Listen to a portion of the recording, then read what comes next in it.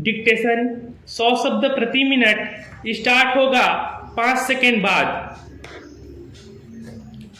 अंग्रेजी को राष्ट्रभाषाओं की सूची में सम्मिलित करने के लिए जो सुझाव सदन के सामने आया है उसका विरोध हम इसलिए नहीं कर रहे हैं कि हमें किसी भाषा से दुश्मनी है। हम यदि अंग्रेजी भाषा के आधार पर विद्वान बने हैं तो यही कहकर कि हम उसी के द्वारा बने रह सकते हैं। हिंदी को पीछे रखना उचित नहीं है।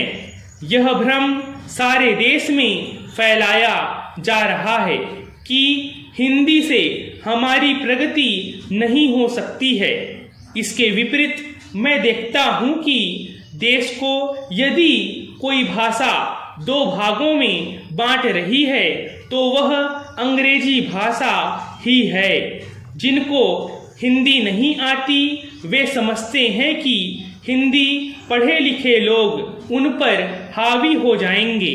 मेरी समझ में तो यह बात नहीं आती जो आदमी विदेशी भाषा का पंडित बन सकता है उसे हिंदी का साधारण ज्ञान प्राप्त करने में कौन सी कठिनाई आ सकती है। हिंदी तो इतनी सरल भाषा है कि थोड़े से संपर्क से ही आदमी हिंदी जान लेता है और अपने भाव प्रकट कर लेता है। ऐसी अवस्था में यदि हिंदी राष्ट्रभाषा का स्थान ग्रहण करती है तो हमारा अंग्रेजी से संबंध टूटने वाला नहीं है। हर देश की अपनी एक भाषा होती है जिससे लोगों के विचारों का आदान प्रदान होता है और वे अपनी समस्याओं को समझते हुए उन्हें सुलझाते हुए आगे बढ़ सकें। वह भाषा वही हो सकती है जिसको देश के अधिक से अधिक लोग समझ, बोल और लिख सकें।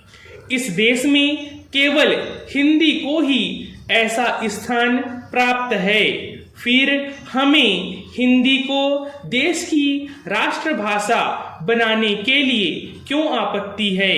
यदि हम इस प्रस्ताव को जो कि हमारे सामने पेश है स्वीकार करते हैं तो मेरा यह निश्चित मत है कि जिस दास्तां के बंधन से हम निकलने की कोशिश कर रहे हैं उससे हम नहीं निकल पाएंगे।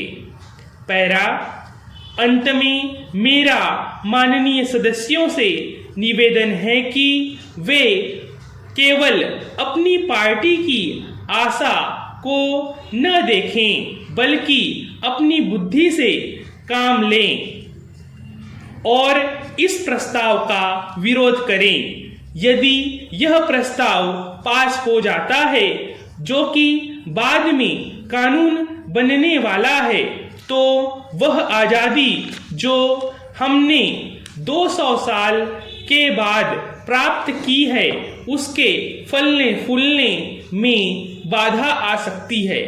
मैं सदस्य महोदय से भी प्रार्थना करूंगा कि वह अपना प्रस्ताव वापस ले लें। स्टॉप।